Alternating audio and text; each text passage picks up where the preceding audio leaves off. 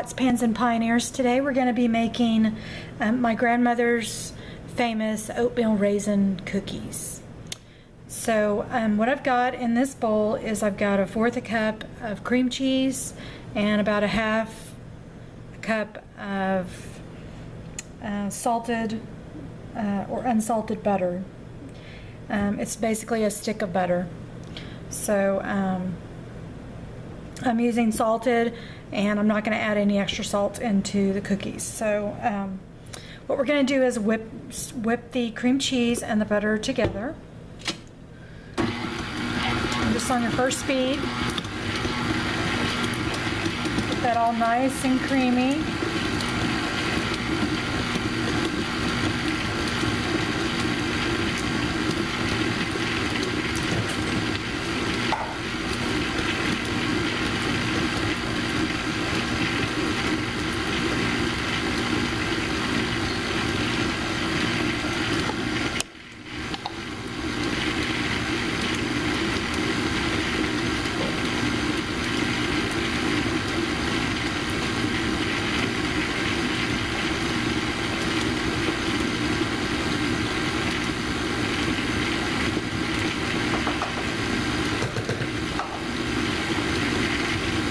Going to add, we're going to stop the machine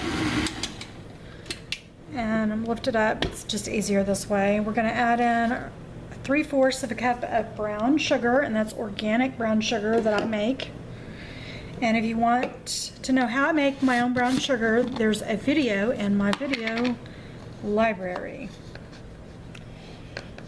And then we're going to add 1/4 cup of granulated sugar. Now, I don't think my grandmother used pure cane sugar. I think she used just plain old white sugar. But I use pure cane sugar in my household. I don't use white sugar at all. So I'm putting about 1/4 cup of pure cane sugar. And then I'm going to whip this together. Get this going. Look down. And you just want it to be, really creamy and, almost look like a sugared butter, just really creamy.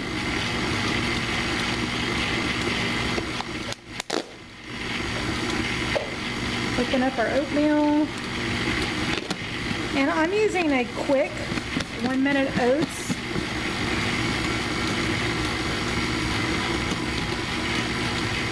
But you could use pretty much any oatmeal, works.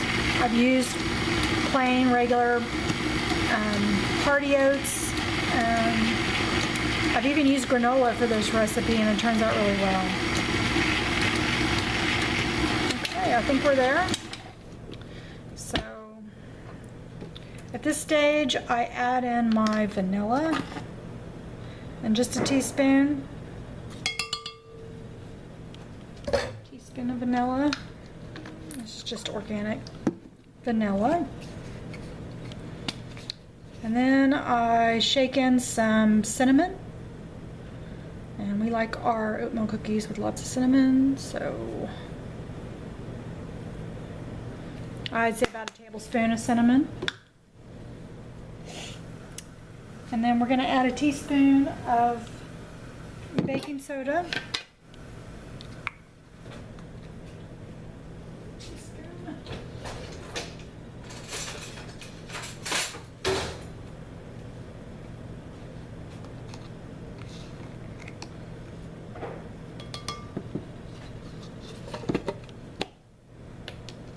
And you want 2 teaspoons of cornstarch.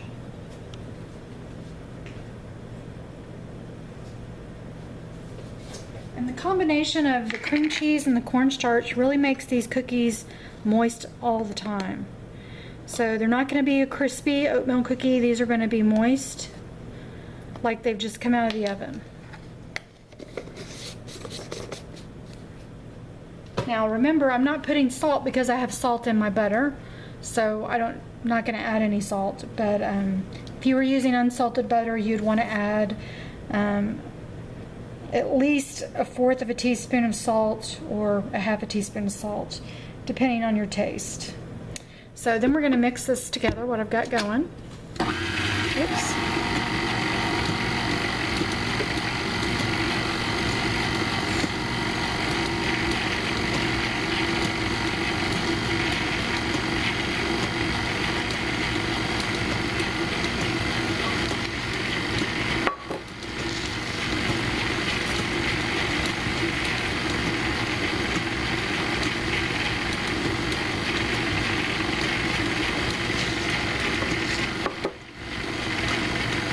I don't know if anybody remembers, their grandmother making oatmeal cookies, but this recipe always brings back so many memories for me, sitting around the kitchen during my summer visits with my grandmother and talking about food and coming up with really cool recipes. Okay, this is blended pretty well. I seem to have some butter that just didn't get incorporated very well up on that spatula. So I'm going to blend that real quick.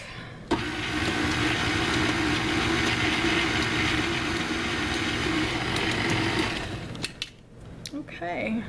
At this point I'm going to add in my egg, and you just need a large egg. You could use a farm chicken egg, or brown eggs work really awesome as well. Just don't forget to save your shells for your garden. I'm going to mix in my egg.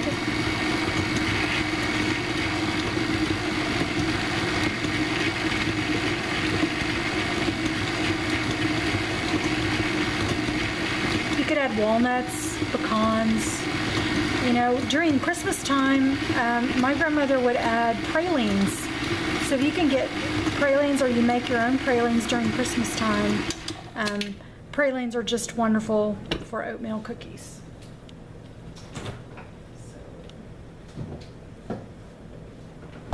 I'm going to add a splash of coconut milk.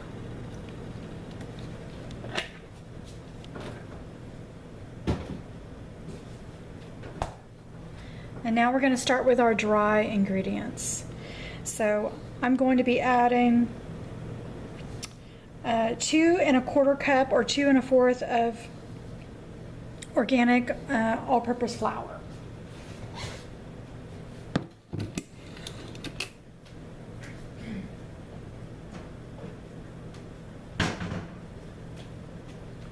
And you want to gradually add your flour to the mixing process so that everything gets incorporated really well.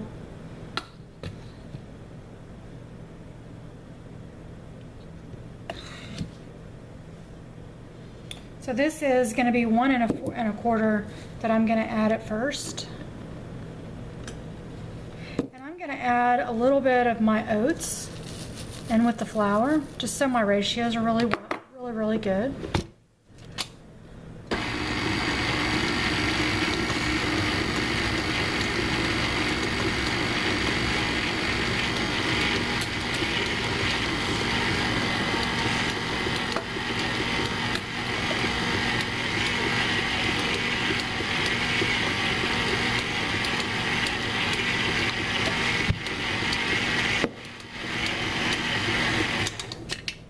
Okay, we're going to add in the rest of our flour, which is a cup.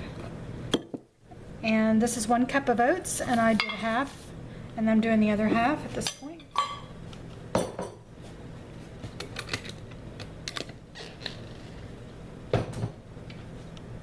And now we're going to be adding our raisins.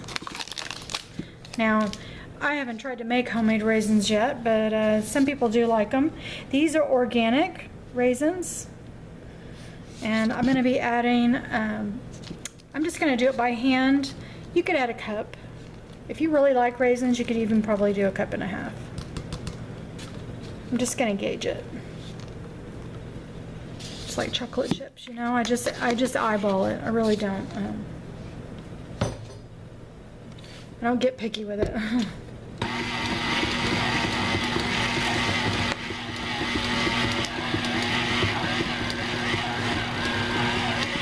It's going to struggle a little bit because it's blending everything together, so don't worry. I just kept it on the very first notch. Always listen, because I never want to burn out my motor.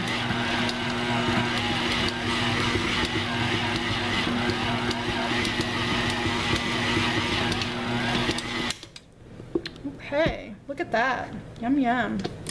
So this is great cookie dough. So I refrigerate this for probably 45 minutes before I start baking them.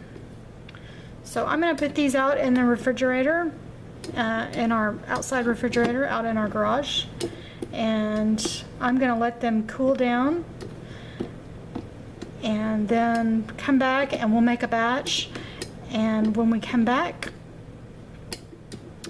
I will have the cookie dough ready to put on the pans.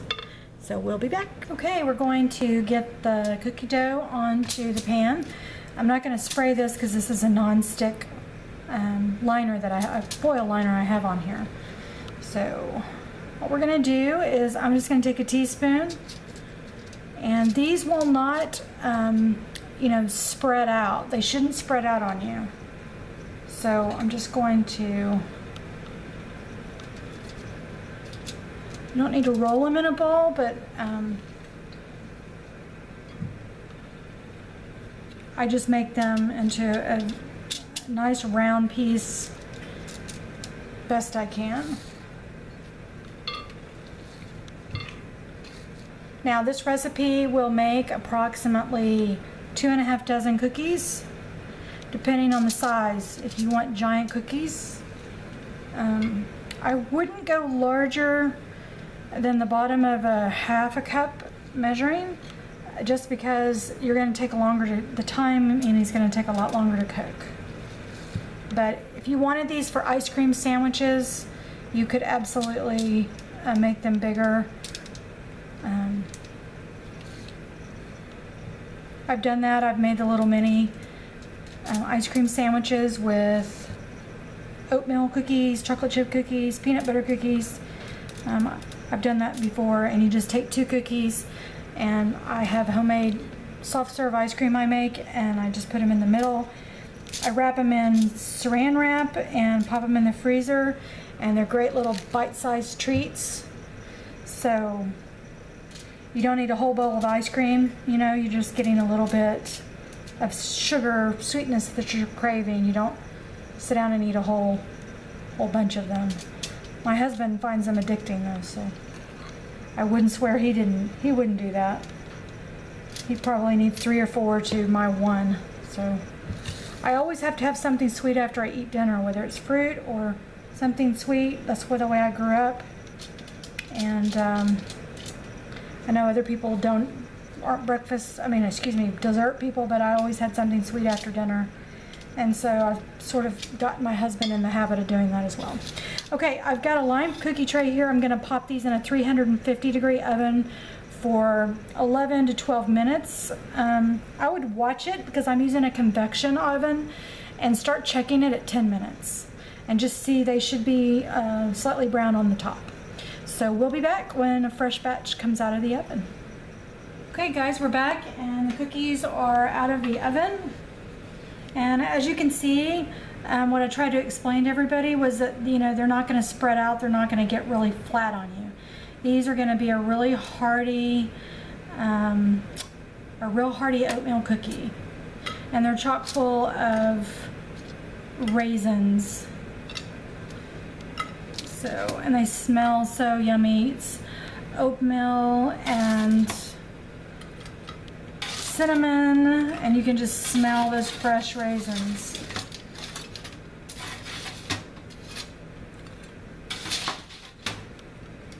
A nice cold glass of milk.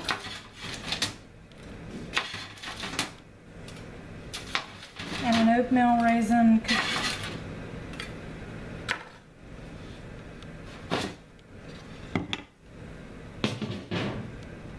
Great for any afternoon snack.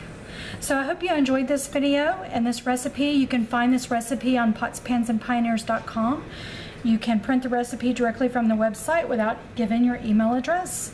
It's a very user-friendly website, so I hope you'll visit my blog there. And I hope you will enjoy trying and letting us know what you think about these wonderful, yummy oatmeal cookies. Everybody have a blessed week, and we'll see you next time.